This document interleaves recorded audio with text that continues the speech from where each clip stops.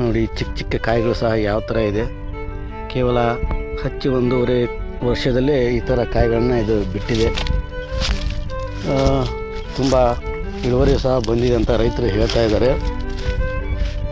ನೋಡಿ ಯಾವ ಥರ ಕಾಯಿಗಳಿವೆ, ಚಿಕ್ಕ ಚಿಕ್ಕ ಕಾಯಿಗಳು, ದೊಡ್ಡ ಕಾಯಿಗಳು ಎಲ್ಲ ಗಿಡ ತುಂಬ ಇವೆ.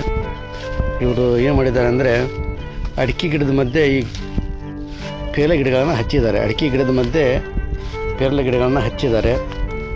ನೋಡಿ ಇದು ಎಷ್ಟು ಯಾವ ಥರ ಇದೆ. ಅಯ್ಯಪ್ಪ, ಈ ಕಾಯಿ ನೋಡಿದರೆ ನೋಡಿ ಯಾವ ಥರ ಇದೆ ಗೊನೆ. ಇನ್ನು ಪೇರಳೆಕಾಯಿ ಅಥವಾ ಲಿಂಬಿಕಾಯಿ ಅನ್ನೋದು ಕನ್ಫ್ಯೂಸ್ ಆಗುತ್ತೆ, ಅಷ್ಟು ಪ್ರಮಾಣದಲ್ಲಿ ಕಾಯಿಗಳನ್ನು ಇದು ಬಿಟ್ಟಿದೆ. ನೋಡ್ರಿ ನೋಡಿ ಯಾವ ಥರ ಕಾಯಿಗಳಿವೆ ಇಲ್ಲಿ. ಇದು ಹಾವೇರಿ ಜಿಲ್ಲೆಯ ನರಸೀಪುರ ಗ್ರಾಮ. ಈ ಗ್ರಾಮದಲ್ಲಿ ರೈತರು ಇದು ಹಾಕಿರ್ತಕ್ಕಂಥ ಒಂದು ಪೇರಳೆ ಗಿಡ ಅದ್ಭುತವಾದಂಥ ಒಂದು ಇಳುವರಿಯನ್ನು ಅವ್ರಿಗೆ ಕೊಡ್ತಾ ಇದೆ. ಇದು ನೋಡಿ ಕಾಯಿಗಳು ಯಾವ ಥರ ಇವೆ, ಉತ್ತಮವಾದಂಥ ಒಂದು ಕಾಯಿಗಳು ಸಹ ಇವೆ. ತಿನ್ನಲು ಸಹ ಸ್ವೀಟ್ ಆಗಿವೆ. ಅನೇಕ ವ್ಯಾಪಾರಸ್ಥರು ಇಲ್ಲೇ ಬಂದು ತೆಗೆದುಕೊಂಡು ಹೋಗ್ತಾರೆ. ಇದರಿಂದ ರೈತರಿಗೆ ಉತ್ತಮವಾದಂಥ ಒಂದು ಲಾಭ ಆಗಿದೆ ಅಂತ ರೈತರೆಲ್ಲ ಹೇಳ್ತಾ ಇದ್ದಾರೆ. ನೋಡಿರಿ ಯಾವ ಥರ ಕಾಯಿಗಳಿದೆ ಇವು.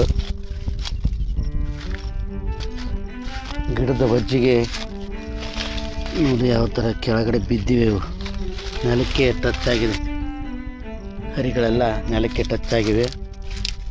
ಒಂದು ಉತ್ತಮವಾದಂಥ ತಳಿ ಅಂತಂದು ಹೇಳ್ಬೋದು. ಇದು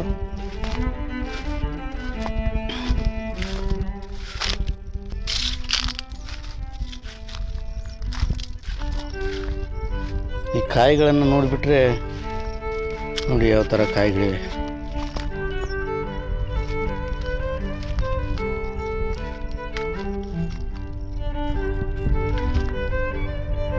ಎಲ್ಲ 100ರಿಂದ 150 ಕಾಯಿಗಳು ಈ ಗಿಡದಲ್ಲಿ ಬಿಟ್ಟಿದೆ.